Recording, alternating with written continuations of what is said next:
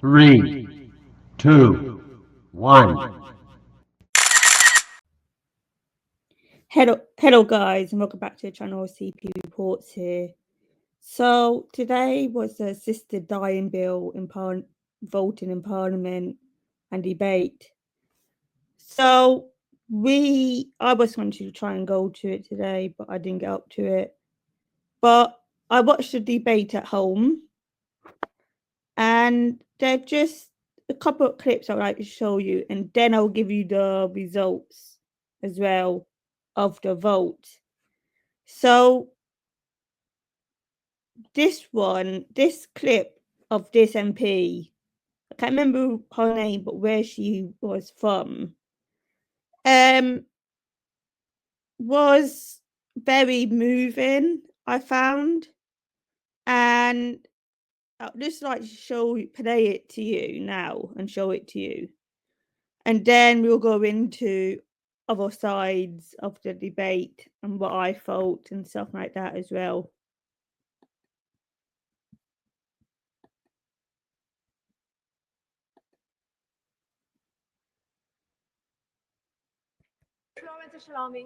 Thank you, Madam Deputy Speaker. I wanted to start by commending the comments from the Honourable Member for Runnybridge and Weybridge, because I think he outlined some of the complications with this legislation as it stands. I also wanted to put on record my admiration for the Right Honourable Member for Birmingham Labourwood, who in my opinion has been disgracefully singled out for her support of this bill in comparison to others.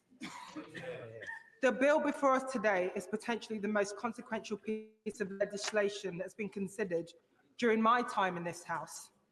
And it's at the heart of the matter of why I came into politics. A lot of us have spoken about coercion, and it's about providing a voice for the people who don't often have one of their own. It is this principle that has guided my decision to oppose this bill today. I know that there are sincerely held beliefs on both sides of this debate, and they can seem completely at odds with each other. But it is my firm view that everyone speaking today shares the same goal: a more compassionate society in which everyone can live and die with dignity. But Madam Deputy Speaker, true compassion should have equality at its heart. It is for this reason I cannot support the proposals as it stands. We must recognise the hard truth that health inequalities are wide and persistent. We know that Black and minority ethnic disabled people have far worse health outcomes than the national average. Yeah. I've seen this firsthand, caring for my mother, who suffered with sickle cell anemia. As a teenager, I would be by her side when she was in excruciating pain, explaining to a doctor who would not believe her when she told them she needed life-saving medication. And sadly, this is still the reality today. Yeah.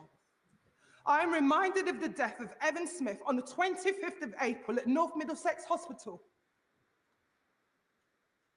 Evan suffered from sickle cell too.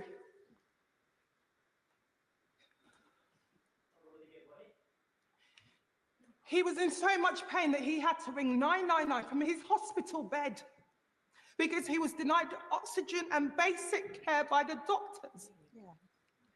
Put simply, Madam Deputy Speaker, we should be helping people to live comfortable, pain-free lives on their own terms before we think about making it easier for them to die. Colleagues will be aware of Section 15 of the proposed bill, which outlines the provision for signing by proxy. I'm worried that this could create an issues for vulnerable groups who are more prone to coercion by family members. Yeah. And as many members have already said, assessing beyond doubt if someone has been put under pressure or coerced will be difficult if this legislation is passed. Even the legal experts seem to have a disagreement on this. So I do not believe there has been enough scrutiny on this. And the risk of coercion will be for the highest of some of the most disadvantaged people in our communities. Yeah.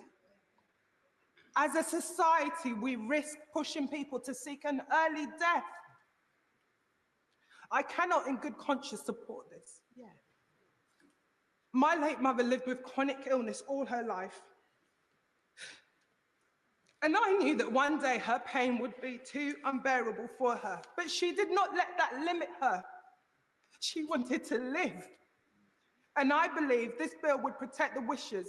This bill would not protect the wishes of people in her situation today. Because freedom in death is only possible if you have had freedom in life. And I will close by asking this, Madam Deputy Speaker.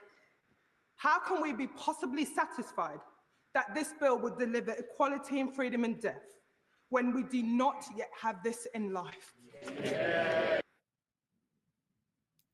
So, as you heard in that fantastic speech, in that debate today, from that MP, it's very moving, and unfortunately, this bill has to now go to a third hearing and third reading because the results did not go to it. The MPs have voted to support the assisted dying bill. I know it very close, but it was 330 to 275 in support of the assisted dying bill. That is a difference of 55. And if that 55 just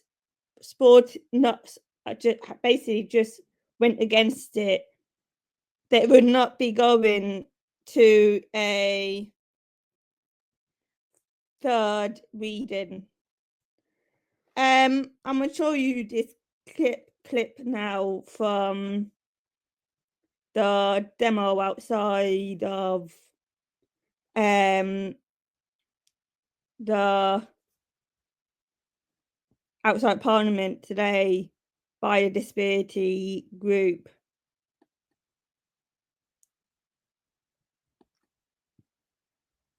That was held a demo today.